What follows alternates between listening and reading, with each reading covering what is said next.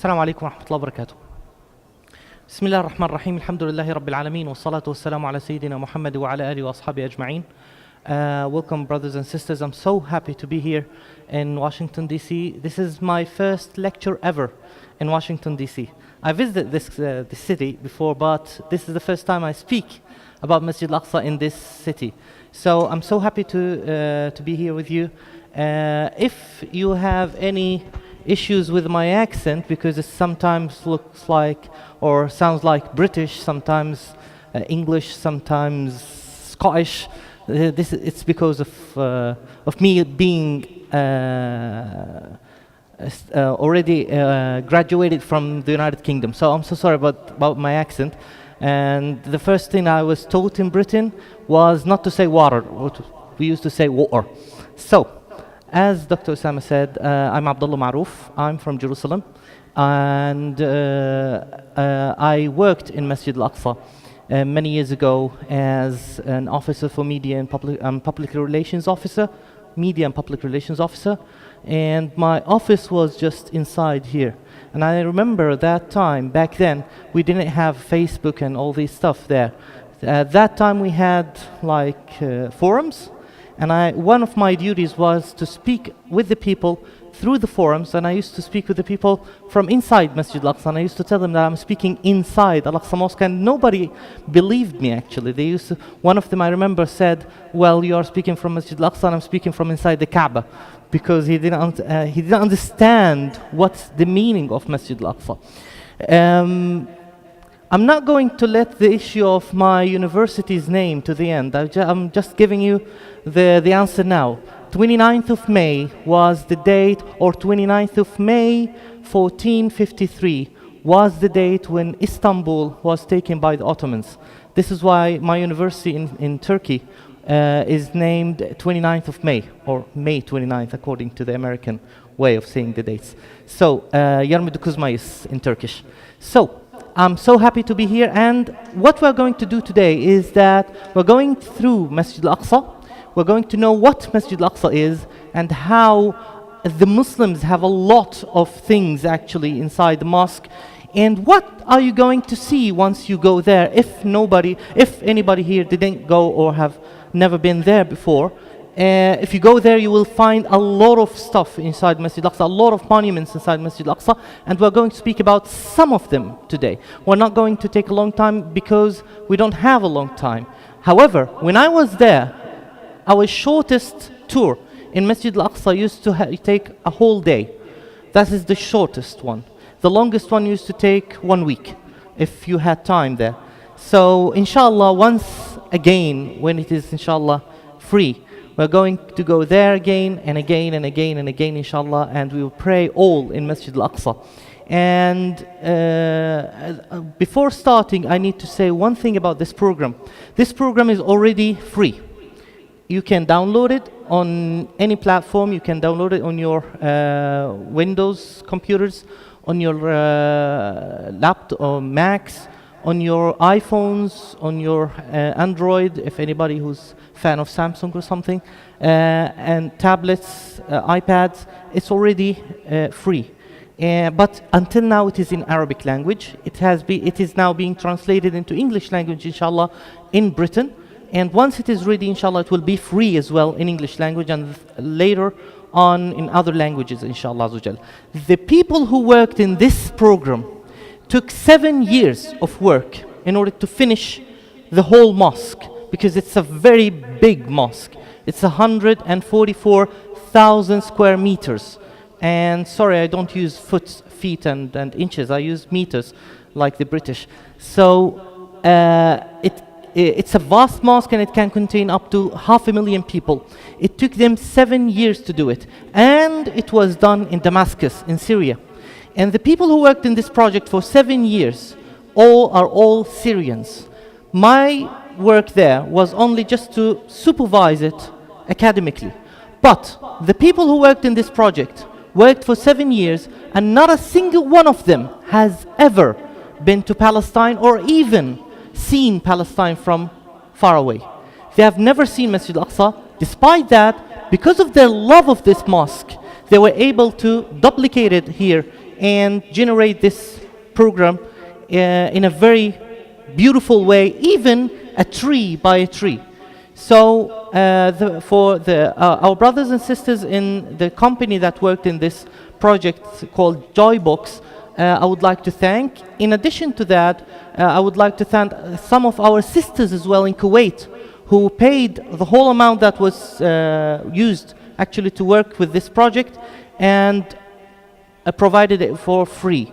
You can download it through the website. I'm going to say it at the end, inshallah, again. It is www.aqsa3d.com, AQSA3D.com.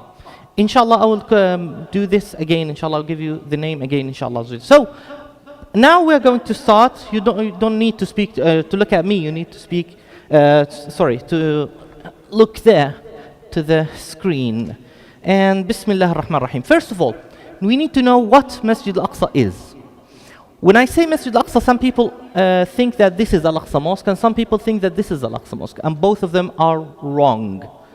Al-Aqsa Mosque is not these buildings, not this one or that one.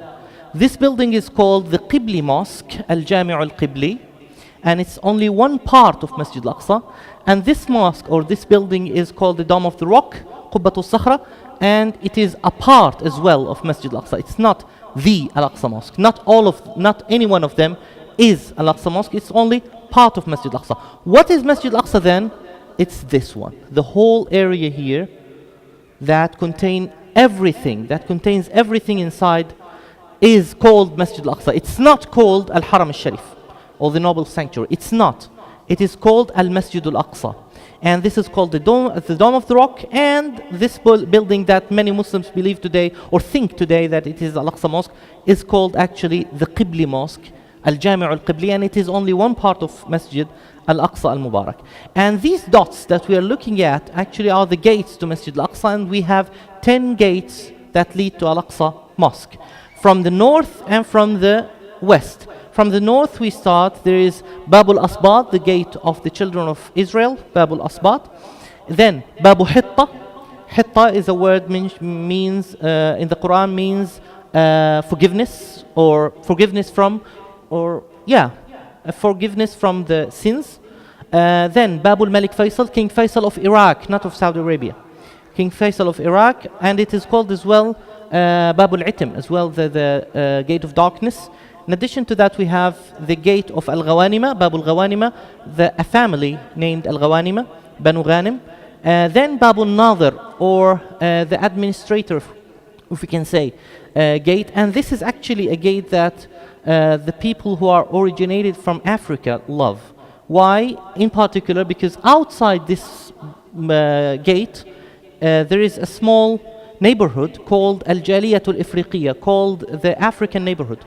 It was given by Sultan Salahuddin, to the people who came from Africa, from Sudan, Somalia, and Djibouti, and some parts of Eritrea, during the liberation of Al-Aqsa Mosque from the Crusaders.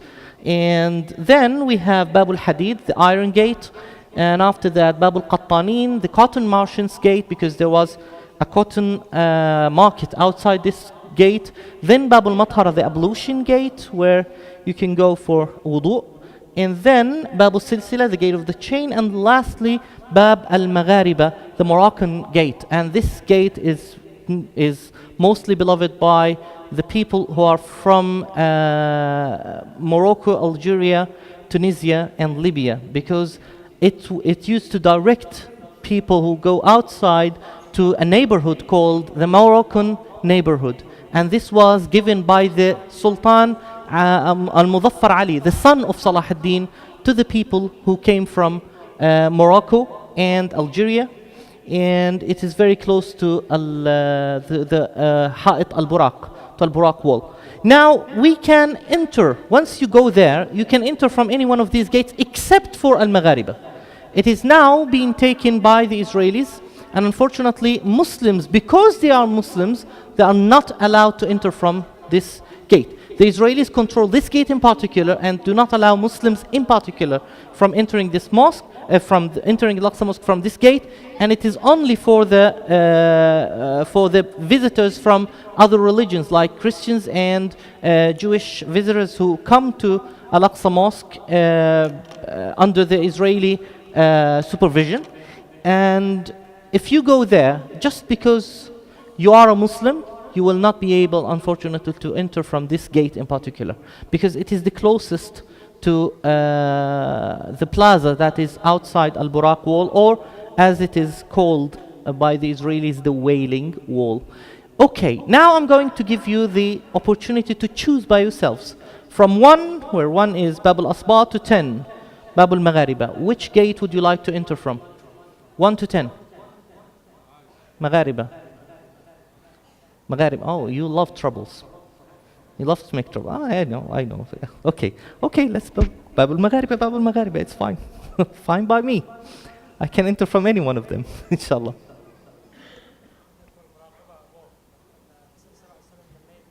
Yes, that is, I'm going to speak about this now, inshallah. This is Moroccan Gate.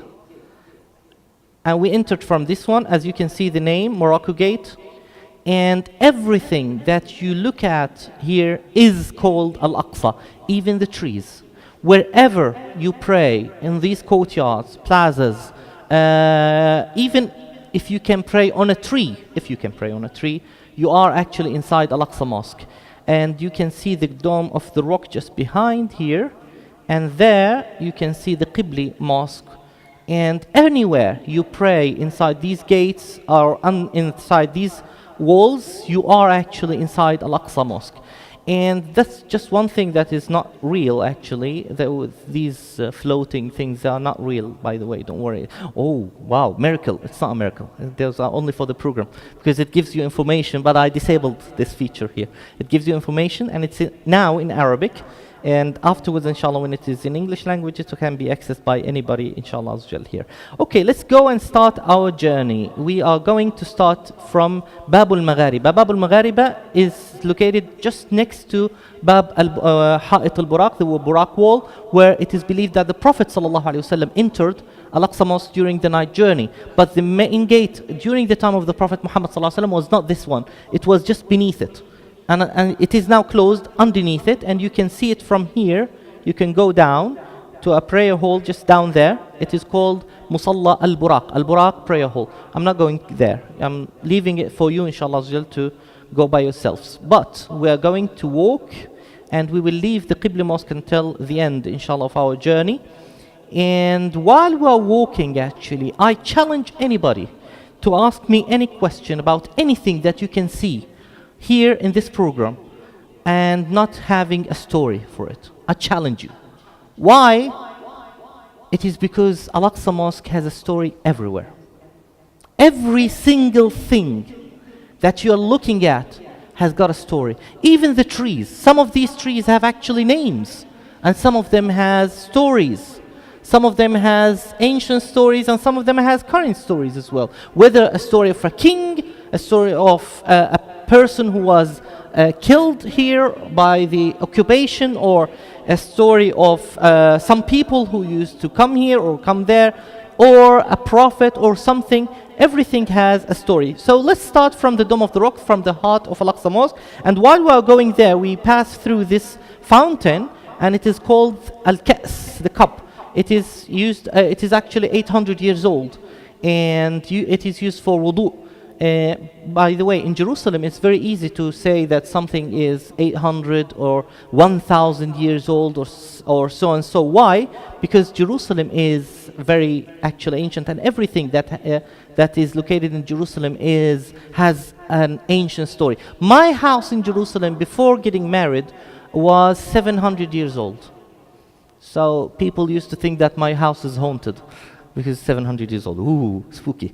But after I got married, I moved from that house to a very brand new house. It was only 150 years old. So it was quite brand new, alhamdulillah rabbil alameen. Okay, now we are standing in front of the Dome of the Rock, the most magnificent building, Muslim building on earth, and one of the most ancient and oldest buildings actually built by the Muslims. It was the order that was given for the building of the Dome of the Rock was given by the Umayyad Caliph Abdul Malik ibn Marwan. And before building that dome, they built him this prototype, which is called today the Dome of the Chain.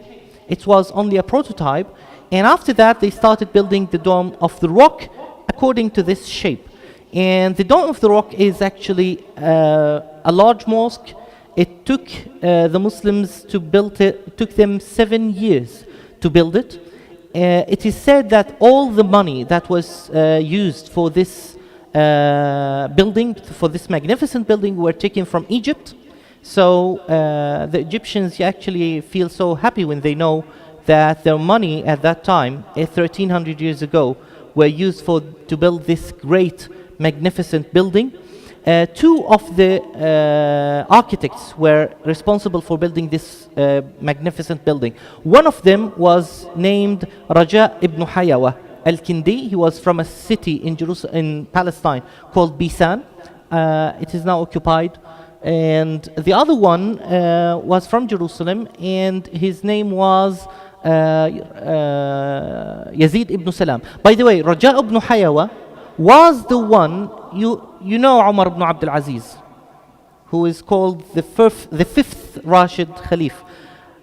Raja ibn Hayawa al-Kindi was the one who gave the opinion to the Umayyad Caliph Sulaiman ibn Abdul Malik to let Umar ibn Abdul Aziz become the next Caliph after his death. So he was actually one of the successors of the companions, at-Tabi'un. And he was the one who was responsible for building the whole shape of this beautiful building. Now, after putting a lot of money on this building by the Umayyads, 100,000 golden dinars were actually left extra. Now, you may ask, so how much is 100,000 golden dinars? The golden dinar at that time is like a golden Ottoman lira of today. It is about $200, the one golden dinar. So what was how much was actually extra? You just 200 times 100,000. What does it give us? 2? No. You are as bad as me in mathematics. Hey people, 200 times 100,000. 20 million, that's right, yeah. You just forgot one dot. 20 million. 20 million were extra. So the Caliph said, these money, the $20 million, were actually was given as a gift for the two architects, for Raja and Yazid.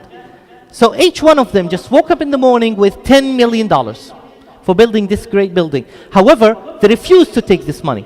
Anybody has a mind who can refuse this money? Actually, yes, they refused.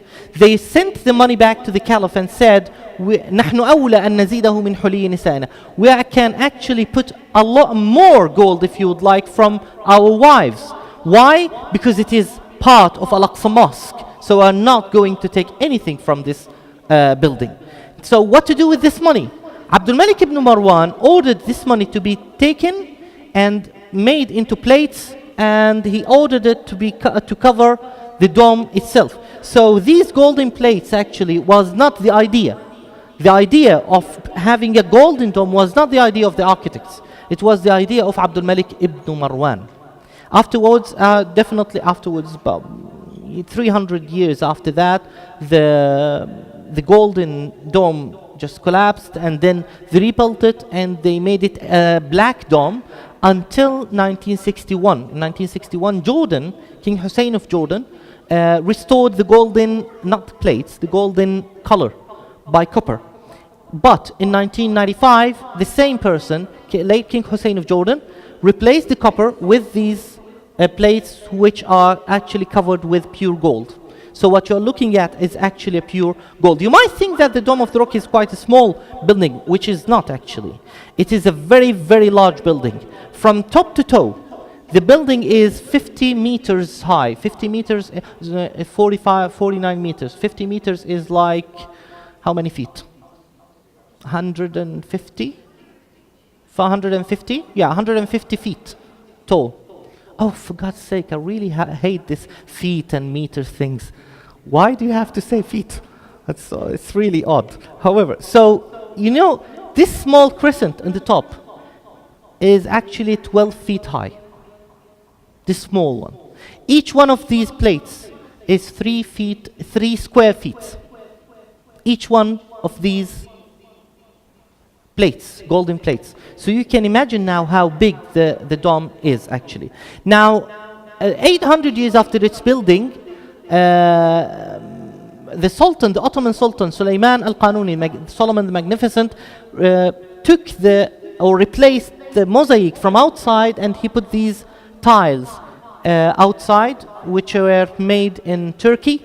And until now, you can see the beautiful tiles actually with the decorations on the top of that. However, the Dome of the Rock from outside is beautiful, I know, but from inside is another story. The Dome of the Rock from inside is breathtaking. You cannot take your eyes away from everywhere from the Dome of the Rock. From the ceiling, the dome, the covers, the mosaic, the beauty of the Dome of the Rock is beyond speaking actually. It's one of these places, it's one of the most spectacular places on earth. You never lay your eyes on anything like the Dome of the Rock actually in the world. The most beautiful thing about it is that it's mostly covered in golden color, and the top here has got a verse from the Quran, this one here, the circle. Anybody can read it? It starts from here. Bismillah ar-Rahman ar-Rahim. Can you read it? Can you know which verse? Ad-Duha, no. Ayatul Kursi. The sisters knew it. Ayatul Kursi, you knew it. Okay. But they say that before you, by the way. Okay. So, yes, Ayatul Kursi. Why Ayatul Kursi? Because Ayatul Kursi is the highest or the greatest ayah in the Quran. أعظم آية في القرآن. And you are looking at the highest point of Al-Aqsa Mosque as well. Not only that, the whole building is actually built or constructed on 8 pillars. These are the pillars. This is 1, 2, 3, 4, 5, 6, 7, 8, and you're getting dizzy. And we're back to the first one. Now the 8 pillars are holding actually the whole dome. The idea, according to some historians, the idea was taken actually from the Quran. In Surah Al-Haqq, Allah Azza wa Jal says about the Day of the Judgment, وَيَحْمِلُ عَرْشَ رَبِّكَ فَوْقَهُمْ يَوْمَئِذٍ ثَمَانِيَةً. And the angels are going to hold the throne of Allah subhanahu wa ta'ala on the Day of Judgment are 8. So look at the idea. They took the idea and they had 8 pillars holding the whole building, and on the top of that they wrote Ayatul Kursi, which speaks about the throne of Allah subhanahu wa ta'ala. So it's actually an idea was taken from the Quran. And not only that, there are many ideas actually in this beautiful building that were taken from the Quran.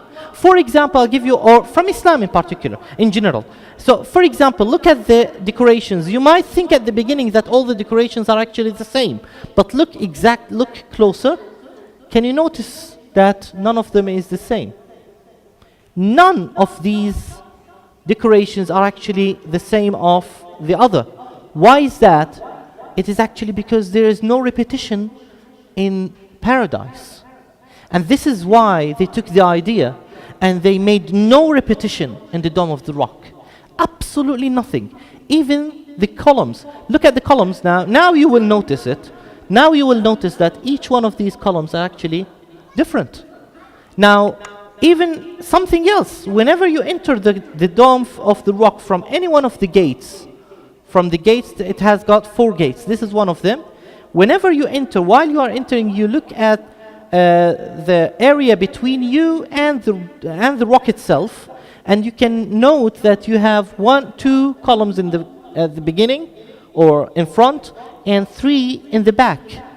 2 towards the gate and 3 in the back. And this reminds you directly of the 5 prayers of Islam. in 5 prayers in Islam. And 5 prayers actually were revealed and ordered to the Prophet Muhammad sallallahu alaihi wasallam when? In the night, in the Laylatul Isra, in the night journey. And not only that, it was revealed where? In the heaven. When the Prophet sallallahu alaihi wasallam went back, descended back to earth, he never went directly to Mecca. He came here. So this was the first place ever to actually welcome the 5 prayers before it came to Washington. So the architect wanted you actually to remember this whenever you entered the Dome of the Rock. Not only that, why 2 from the gate side and 3 in the back? From the gate side you have the sun's light coming. And at the end, in the back, you don't have any sunlight. So it's actually dark. That's exactly, you're great. We pray 2 prayers in the sunlight, Dhuhr and Asr. And we pray 3 prayers in the dark, Fajr, Maghrib, and Isha. So it reminds you with everything. And some people used to ask me, how about if you don't enter, if you go from this side where you cannot see a gate? Actually, it's easy. When you don't have a gate, you don't see 5 pillars. Sorry, 5 columns. You see 2 columns and a pillar. That's it. So you see, it's only once you enter from any one of these gates, you see it clearly. Now, it is called the Dome of the Rock. Why? Because of the rock. Easy, duh, because of the rock. The rock is quite big, actually. It's as big as this hole. The rock is 13 meters. Don't ask me in feet. I'm going to speak in meters and just times 3. 13 meters long and about 8 meters wide. So it's very big. Let's jump here. By the way, when you go there, inshallah, do not jump and tell them that Abdullah Maruf told us to jump. No, don't jump, please. Yeah, just go, don't go inside. 3, yeah? Okay, because I'm not good as in maths, I'm just going to say it in meters. Okay. And this is a confession. I hate maths. Sorry about that. I hate maths and I hate physics. I don't like them. I like history. Okay. Despite the fact that I was actually in the scientific stream in my school. Well, whatever. Okay. Let's speak, and don't tell my children about that, please. Because I tell them that math is beautiful, mathematics is great, and I don't like it. However, now this is the rock. As many people think actually that the rock is floating, you know. Have you ever heard about this story? That the rock is floating about 1 meter high or 2 meters, and it's a miracle, and it's wrong. Unfortunately, that would have been very nice. I know, but unfortunately, I'm so sorry to tell you that it's wrong. It's not floating, and it's not magical thing. Actually, it's not floating. A lot of people think that it's floating because they go down, as you can see. There is something underneath it, or is it underneath it? Let's go there. There is a cave. Let's go inside. Down. Oops. Down. This is a cave that people think that is under the rock. And by the way, this is wrong. You are not under the rock. You are inside the rock. So the rock itself is everything around you, even here. And it has got this cave within it. And it is called the Cave of the Souls. Kahful Arwah, or Magharat al-Arwah. And it has got this very ancient mihrab. It is an Umayyad mihrab, 1300 years old, and this Fatimid mihrab about 1,000 years old. This mihrab in particular, if you go to Medina, make sure to visit a mosque there called Masjid al-Qiblatayn. A mosque that Muslims prayed one prayer for the 2 Qiblas. Now, the current gate of that mosque is actually towards Al-Aqsa mosque from the north. On the top of that, once you are entering the mosque, just look at the top, look at above the gate from inside, and you will see this small mihrab. They put it exactly in the same shape as it is in the Dome of the Rock. inside Medina. And that is actually the only mosque on earth that has got one prayer was prayed towards the two qiblas together. And by the way, this hall is not a magical or a miracle thing that some people used to tell me that it's a miracle. I remember one old lady in Jerusalem. I used to love to sit here and watch the people when they enter. And one of the ladies came to me and she said, yeah, I'm going to translate in English because she was fallaha. She was from the villagers. She used to say, Ya khalti, oh my auntie, do you know what this hall is? I said, okay, tell me, auntie. She said, this is the hall where the Prophet ﷺ was ascended to heaven. I said, why? How? She said, you don't know. It's actually because the Prophet was so fast going up. He was so fast, exactly like a rocket. So as being very fast going up, the hole just came down in the rock. So it's once he entered. Wow, that's a very nice idea, but it's wrong. Actually, it was done by the Crusaders. It was done by the Crusaders because the Crusaders, actually, let's go out and continue. The Crusaders converted this beautiful mosque into a church. And when Salah ad-Din came, he found the rock again and he restored it as a rock, as the dome of the rock. In addition to that, people just come to this beautiful small wooden Ottoman dome, and they put their hands in this small hole here, and you touch the rock itself from inside.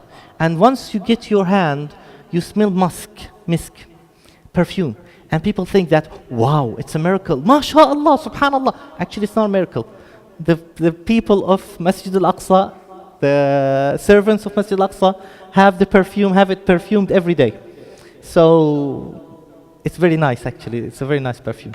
So Allah Azza wa Jal does not need actually to make it floating. Allah Azza wa Jal can do that 100%, but He doesn't need it to be floating to show us that He can, subhanahu wa ta'ala. Okay, let's go out of the Dome of the Rock and continue our journey to another place inside Masjid Al-Aqsa Al-Mubarak. And very quickly, I'm going to go through two places. Now from here, I'm not going at the beginning to the Qibla Mosque. I'm going this way. This way we can have a look at an area. By the way, in the program we are running now. We are running here in the application because usually if you walk, you don't cross the whole area in this short time. So this just ordinary plaza is not as ordinary as you might think, because there is this small hole underneath us, and let's go inside and see what can we see underneath. We have this tunnel, and okay, it is closed. Oh, it is open from here, and you can see a small area here. Or is it? Just look around you, and oh, there is another gate. Would you like to enter? You enter and you find yourself in the biggest prayer hall inside the Al-Aqsa Mosque, the Marwani prayer hall. This is the biggest one.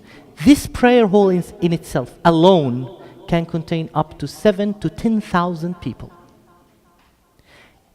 It has a very beautiful story. It was built by the Umayyads in order to build the Qibla Mosque on the top of it, because the Qibla Mosque Al-Aqsa Mosque from this area is very curved.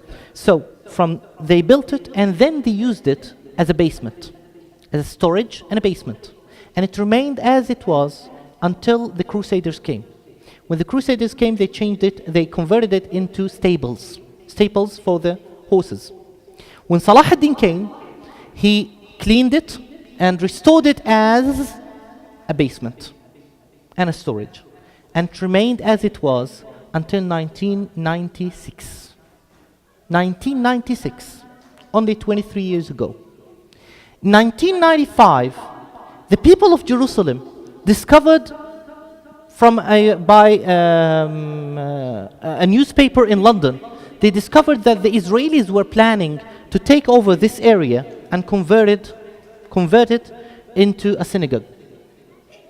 And this is why the Palestinians of Jerusalem, they decided actually to restore this place and make it as a prayer hall for the mosque, for Al-Aqsa Mosque. So you can imagine, since the time of Salah ad-Din, it was never cleaned. It was a storage. So, and the pigeons used to live in these halls, by the way. So you can see how many generations of pigeons lived in this area. Whole generations of pigeons lived and died and buried in this area.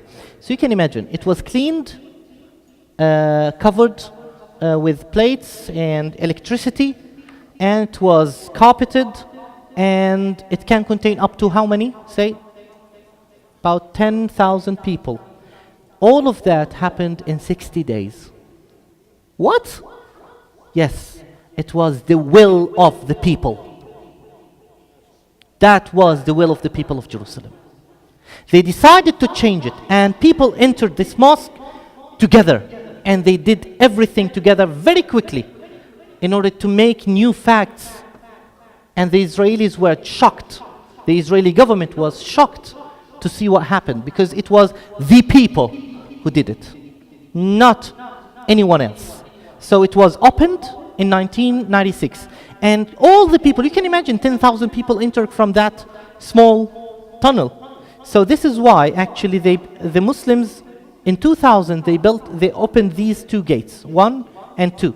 And opening these two gates actually led to the beginning of the second Intifada in the year 2000.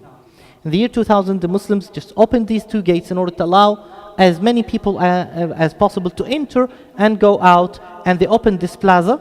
So the Israeli leader of the opposition at that time, Ariel Sharon, broke into Al-Aqsa Mosque, and he came just here, and that led to the beginning of the second Intifada. Now, this is why it's a very important place, actually. It's a place where you can see how the will of the people can be applied, actually, on the ground, and how the people can act. If they would like to act, they can do something, and that is actually what makes a struggle for Palestine and a struggle for Jerusalem actually worth studying and worth to deal with and to study very carefully. We're going to the other side and walk just to see the western side of the mosque before ending in the southern part. I'm going to leave the north to you by yourselves, inshallah, when you enter, or you go to the program again. And I'm going to start from here. While you are just walking here, by the way, this palm tree there was a palm tree just here. Just a few years ago, about 4 years ago, it just collapsed. There was a palm tree here. And why? Because of the excavations underneath it. The Israeli excavations underneath it, and the Muslims just planted a new one in its spot, but still young now, still small. So I'm just going to speak about one place here. Now, Al-Aqsa Mosque ends here. Just this wall is the end of Al-Aqsa Mosque from the west. So behind it, there are many there are many rooms. These rooms are actually not part of Al-Aqsa Mosque, they are outside Al-Aqsa, but they are connected to Al-Aqsa Mosque. Now this room is the most important one. Why? It's because of the people who were buried actually inside it. Now you may imagine how, I'm going to concentrate on one of them. It's a very important person. And he is not from Jerusalem. Guess where? Guess where from? He's not from Jerusalem. He's not from the Syria or from Arab world. He's from India. India? How was he just buried here? He's from India. Meet Maulana Muhammad Ali Johar. Muhammad Ali Johar was one of the Indian activists who worked for Al-Aqsa Mosque throughout his life. In 1930, when Palestine was under the British mandate, the Grand Mufti of Jerusalem organized an international, a global ulama or scholars, Muslim scholars convention. And he wanted this convention to be done in London, in the heart of London. So Muhammad Ali Johar received a letter of invitation from the Grand Mufti of Jerusalem to come all the way from India to Britain. To come from India to Britain to participate this convention for the sake of assisting Al-Aqsa Mosque and showing that this place is for all Muslims. So this man, at that time there was no Turkish Airlines or Emirates Airlines or Qatar Airways or blah blah blah. There was nothing like that. He went by sea. He went through a very hard, half of the world. He crossed half of this earth just for the sake of Al-Aqsa Mosque. He went to London. He gave his speech. He spoke about Al-Aqsa Mosque. And he said that Al-Aqsa Mosque is for the Indians exactly as it is for the Palestinians. And he died. And by the way, his death was, rahmatullahi alayh, was in the 15th of Sha'ban, which is, according to many Muslim scholars, the day of the change of the Qibla. So, even in his death, he was related to Jerusalem.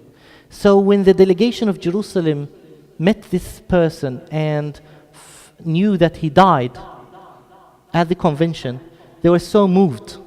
And they said, this man came, he crossed to half of the world for the sake of Al-Aqsa Mosque. He cannot be buried in London. And the Grand Mufti asked the permission from the delegation of India to take this lover to be buried next to his beloved. And they said, definitely yes. And he went and they took him, rahmatullahi alayh, all the way from London. And he entered Jerusalem. You can imagine. It was the 5th of Ramadan.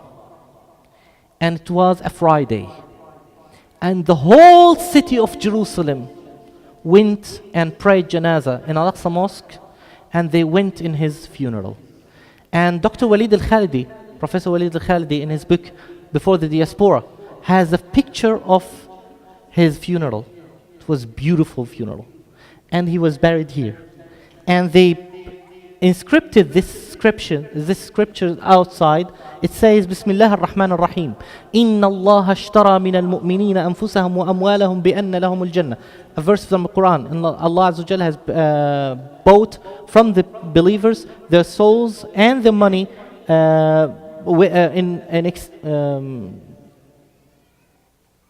in exchange of paradise. It says, ضريح المجاهد العظيم, the grave of the great mujahid, Maulana Muhammad Ali al-Hindi, Muhammad Ali the Indian, may Allah have mercy on him. It says here, توفي بلندن في النصف من شعبان, he died in London in the middle of Sha'ban. ودفن بالقدس الجمعة الخامس من رمضان سنة 49 و300 وألف, and he was buried in Jerusalem on Friday, the 5th of Ramadan, the year 1349 in Hijri.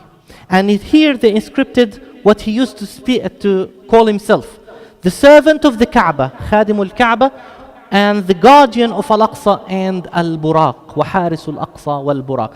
This man did one thing for Al-Aqsa Mosque in his life. He went for a conference for Al-Aqsa Mosque, and see how he was rewarded by Allah subhanahu wa ta'ala. So you ask yourself a question: have you ever done something for this mosque that makes you deserve to be buried in this place? Like this man. I don't want an answer. Just ask yourself and answer. Whatever was the thing, small, even by just going for a lecture or convention or giving one thing for Al-Aqsa Mosque, the reward would be really great. And the greatest example is Muhammad Ali, rahimahullah. Okay, let's go and go to the Qibla Mosque in order to finish. By the way, while we are walking, this is not a minaret. This is only a water cooler. What? This is just a water cooler, but Al-Aqsa style water cooler, if we can say. It is 600 years old.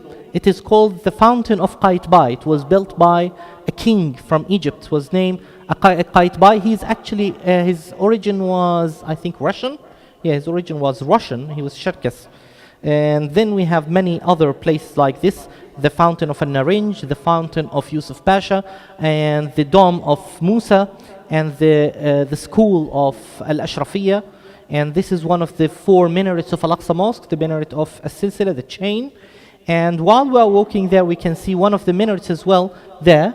It is the 4th and last minaret of Al-Aqsa Mosque. It's called the Mareeba Minaret. And here is the Burak wall, actually from inside Al-Aqsa Mosque, where we started. And behind it, actually, there is a museum here. Behind these walls, there is a museum where you can see some of the relics inside Al-Aqsa Mosque. One of these relics, and the oldest thing that it has got actually, is a piece or a copy, a manuscript of the Quran that was written by the hands of the grandson of Imam Ali ibn Abi Talib radiyallahu anhu, and it was a waqf on the Dome of the Rock. Okay, now let's speak about the Qibla Mosque and finish here. The Qibla Mosque is actually the main place for prayer for men in Al-Aqsa Mosque. So the women, where can they pray? Actually, the women's prayer hall is the Dome of the Rock. Yay! Yeah, they like it, I know. Okay, during the Friday prayer, Taraweeh prayer, and whenever they open Al-Eid as well, the men pray in Al-Aqsa, in the Qibla Mosque and all the courtyards down there, and the women pray around the rock, the Dome of the Rock, and around the Dome of the Rock as well. But usually this place is where the main Imam of Al-Aqsa Mosque is actually usually pray, and the Minbar or the pulpit of Al-Aqsa Mosque is inside. From outside is a little bit usual from outside, but from inside it has got one of the most beautiful scenes actually that you can see. It's the ceiling that has got the inscriptions and beautiful inscriptions. It's very nice because it's very known of letting the sun enter entering this building throughout the day. So the sun never actually leaves this beautiful building. It has got 58 pillars. However, it's very wide, as you can see.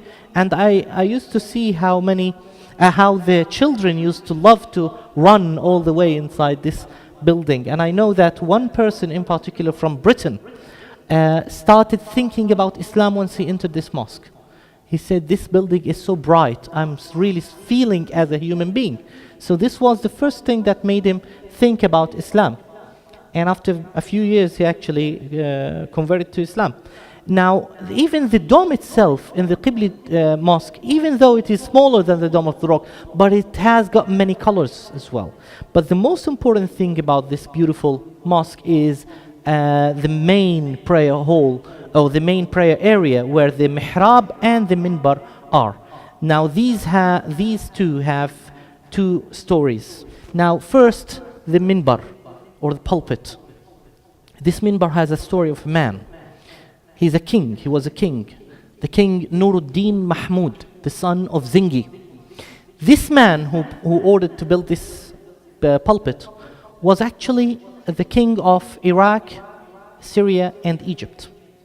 And he worked throughout his life to liberate Al-Aqsa Mosque in Jerusalem from the Crusaders. Throughout his life. All of his life. He was so sure that he will be the one who enter Al-Aqsa Mosque and liberate it, to the extent that he ordered building this pulpit in preparation for the liberation, the Great Liberation Day. That happened 20 years before the actual liberation happened. Now this man, after building this pulpit, he stored it in Aleppo, in Halab, in Syria, where it was built. And a few people knew about it, not all of them. Even Salahuddin didn't know about it. But Nuruddin, rahimahullah, died. He never saw Masjid Al-Aqsa. He never prayed in Al-Aqsa. When Salahuddin, his successor, came and liberated Al-Aqsa Mosque, he wanted to build a beautiful pulpit, beautiful minbar for Al-Aqsa Mosque. So one of the people who worked with Nuruddin told Salahuddin that Nuruddin actually built a pulpit for this mosque, and it is still stored in Aleppo. So Salahuddin ordered to bring this pulpit and put it here. So they took it and they put it here. So the man worked in his life. His work actually was the one that was put according to his will after his death. And it remained in its place for 800 years. 800 years. It was not made of concrete. It was not made of steel. It was made only of wood. Not only that, it contains 16,500 pieces. All of them are just matched to each other's in a way that we call a ta'shiq. It's exactly like a Lego. It has got no nails whatsoever. Absolutely no nails. But it remained in its place for 800 years until it was unfortunately burned in the 22nd of August 1969 by a Zionist, unfortunately, from Australia. Unfortunately. Now in 2007, a project was finished in Jordan to rebuild it, and it took them 10 years to rebuild it exactly as it was, from the same materials and by the same materials and with the same technique. It took them 10 years to build it in Jordan, and 2007 they built it here. And I hope inshallah that it's a good news inshallah for the coming freedom of Al-Aqsa Mosque. And finally I finish with the mihrab of Al-Aqsa Mosque, where we can have a look at this beautiful scripture here on the top. And it is, I think it is one of the most, if it is not the most important script inside Al-Aqsa Mosque. This script is actually was put here by the Sultan Salahuddin. You know, when an important person opens a place or have an inauguration for something, they have a plate, right? And the plate has got an inscription saying that this one person did this and did that. This plate actually is the one that shows Al-Aqsa Mosque's liberation.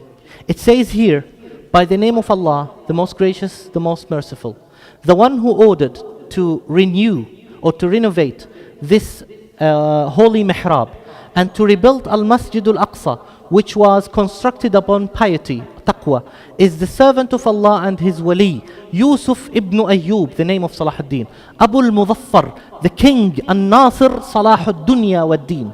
When Allah liberated by him, and this is the way how you deal with it, when Allah liberated by him in the month of the year 583, and he asks Allah, and this is his conclusion in his life, he asks Allah to grant him the ability to thank Allah for this grace and to grant him a lot of forgiveness and mercy.